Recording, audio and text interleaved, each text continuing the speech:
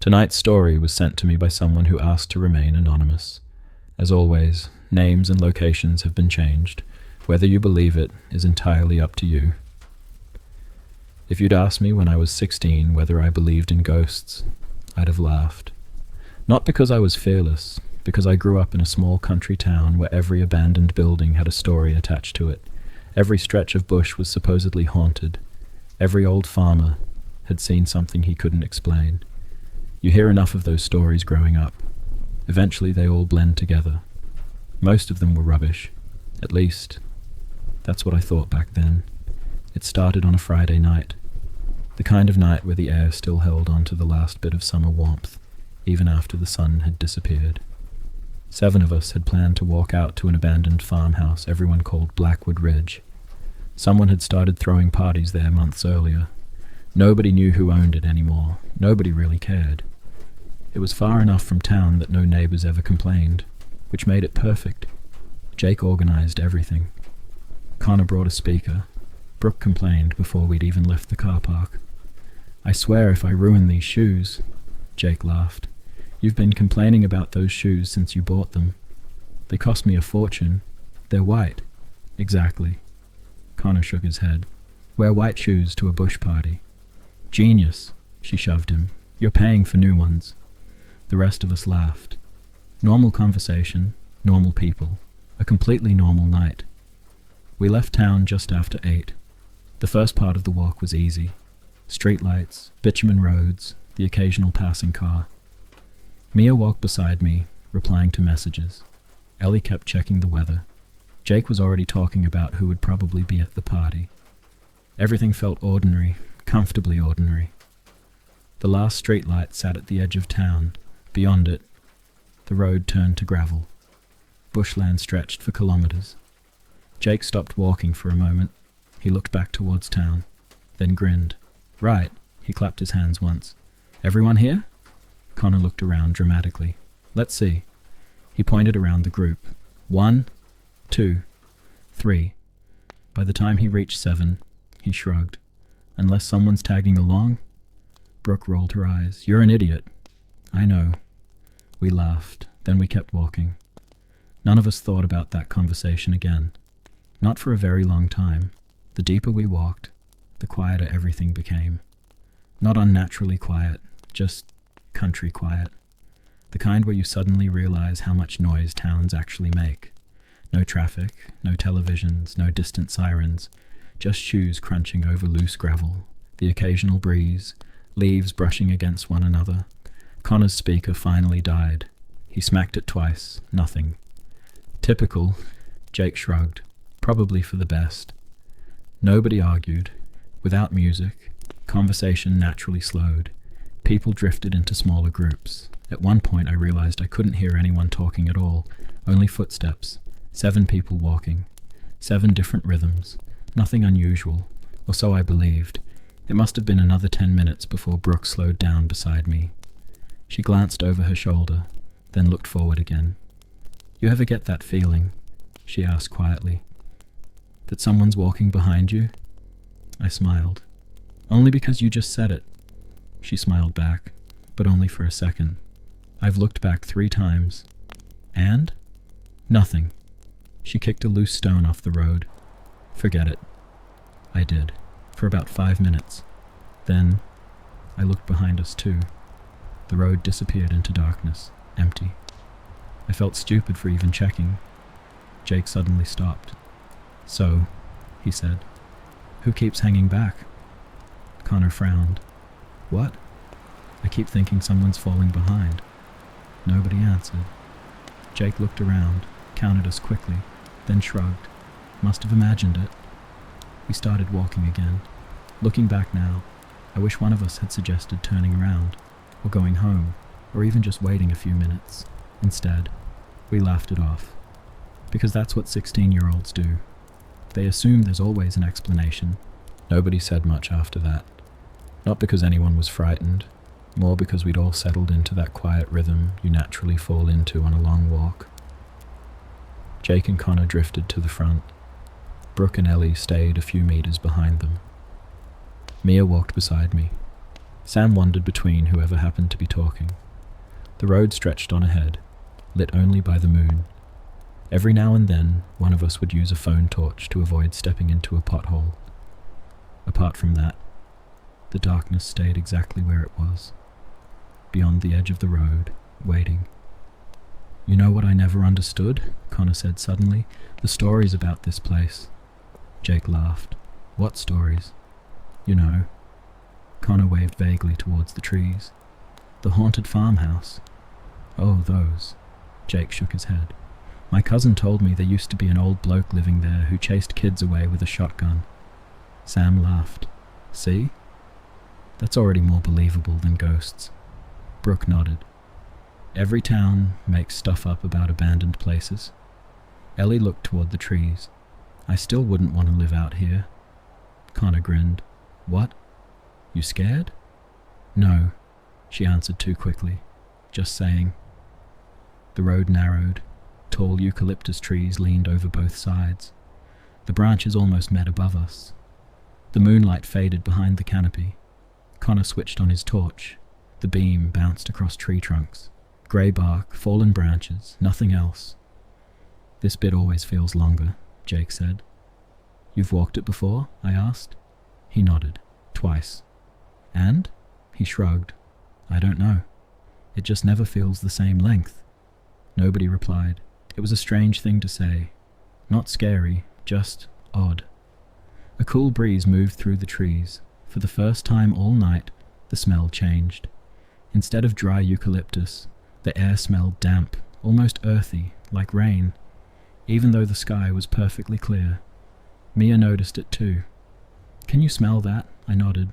"Thought it was just me." A few minutes later, Ellie stopped walking. "Hang on." She crouched near the edge of the road. "What?" Brooke asked. Ellie pointed toward the gravel. "There are footprints." We all gathered around. Someone had crossed the road barefoot. The prints started on one side, crossed the gravel, then disappeared into the bush. Jake shrugged. "Probably from the last party." "Maybe," Ellie said. She kept looking at them. "I just think it's weird." "Why?" "They're really clear." Sam looked down. So? She frowned. "It hasn't rained for weeks." Nobody had an answer. Jake eventually clapped his hands. "Come on. We're nearly there." As we started walking again, I glanced back at the footprints. They disappeared into the darkness between the trees. For some reason, I found myself trying to imagine who'd made them. A kid, someone drunk, someone cutting through the bush. The more I thought about it, the less I liked any of those answers. Connor broke the silence. "I reckon if anyone's out here, they're probably trying to avoid us." Jake laughed. "Can't blame them." Brooke smiled. "Especially after hearing you sing." Connor pretended to look offended. "I have an incredible voice." "You absolutely do not." Even Mia laughed. The mood lifted again, only briefly. About another 5 minutes passed before Jake slowed down. Not enough for anyone to notice immediately. Just enough that the rest of us almost walked into him. "What?" Connor asked. Jake didn't answer straight away. Instead, he looked down the road, then toward the trees. "You hear that?" Everyone stopped. The silence settled around us. Nobody moved. Nobody spoke. At first, I couldn't hear anything. Then, somewhere ahead, a branch cracked. Not loud, not close, just one sharp snap. Connor immediately shone his torch into the trees. The beam swept across trunks and low branches. Nothing. Sam shrugged. "Kangaroo." "Probably," Jake agreed. Nobody argued. It was the most sensible explanation. We started walking again, only this time, nobody went back to talking. After a minute or so, Brooke quietly moved closer to Mia. Connor kept his torch on. Jake no longer walked quite so confidently, and without anyone saying a word. The space between all 7 of us became noticeably smaller. I don't know why. Looking back, I don't think any of us realized we were doing it. We just stopped leaving gaps. The first sign that we were close wasn't the farmhouse. It was the music. Faint at first, just enough to carry through the trees whenever the wind changed direction. Connor let out a breath. Finally, Jake smiled. Told you we were nearly there. The mood shifted almost instantly. People started talking again. Brooke joked about how she'd survived the walk without ruining her shoes. Even Sam laughed. It was strange how quickly everything felt normal again. Almost too quickly. A few minutes later, the trees opened up. The old farmhouse sat in the middle of an overgrown paddock. Cars were parked everywhere. Someone had built a huge bonfire. Music blasted from portable speakers. People were already dancing. Whatever tension we'd carried through the bush disappeared. Or at least, that's what we told ourselves. The party itself wasn't memorable. Looking back, I couldn't tell you what songs were playing, who was drinking what, or even half the people who were there. I remember conversations, laughing, someone trying to climb onto the roof before everyone yelled at him to get down. The sort of stupid things that happen at every teenage party. Nothing felt unusual. Not anymore. Around midnight, Mia found me sitting alone on the front steps. "You've gone quiet." "Tired," she nodded. For a while, we just watched the bonfire. Eventually, she spoke again. "Can I ask you something?" "Sure." "On the walk here," she hesitated. "Did you ever think there was someone behind us?" I looked at her. "What do you mean?" "I don't know." She stared out toward the dark tree line. "I just kept feeling like—" She stopped herself, then laughed. "Forget it." "No," I said. "What?" She shook her head. "It sounds stupid." I didn't tell her, because I'd been thinking exactly the same thing. We left not long after midnight. Some people had organized lifts. The 7 of us decided to walk back together. The road looked different somehow. Maybe because we were tired. Maybe because the firelight disappeared behind us so quickly. Nobody really spoke. The bush had gone quiet again. About halfway home, Jake suddenly stopped. Not dramatically, just stopped. Connor nearly walked into him. "What?" Jake didn't answer. Instead, he looked over his shoulder, for longer than felt comfortable. "What is it?" Brooke asked. Jake frowned. "I thought—" He shook his head. "Nothing." We waited. "What?" "I thought someone was standing back there." Connor lifted his phone. The torch cut through the darkness. Empty road, empty trees, nothing. Jake laughed awkwardly. "I'm losing it." Nobody made fun of him, because, for a split second, I thought I'd seen someone too. We reached town just before 1 in the morning. Streetlights, houses, the familiar sound of distant traffic. Everything suddenly felt ridiculous. Connor laughed. "We actually scared ourselves," Jake smiled. "Imagine telling people we got creeped out walking to a party." Brooke rolled her eyes. "I'm never walking out there again." "You say that now." "I mean it." She didn't. A month later, she went back. By the following afternoon, the whole night had already become another story we'd tell each other. At school, people asked how the party was. Someone joked that Blackwood Ridge was haunted. Connor laughed louder than anyone. Life carried on. Until Brooke sent a message to our group chat. No words, just a photo. Someone had taken a picture of us while we were walking to the farmhouse, from behind.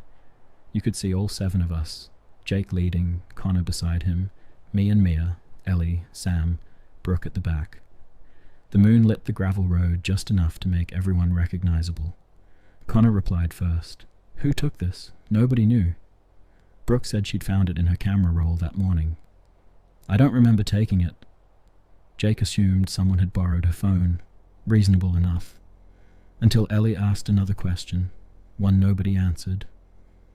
If this was taken from behind us, who was holding the camera? For a while, that became the mystery.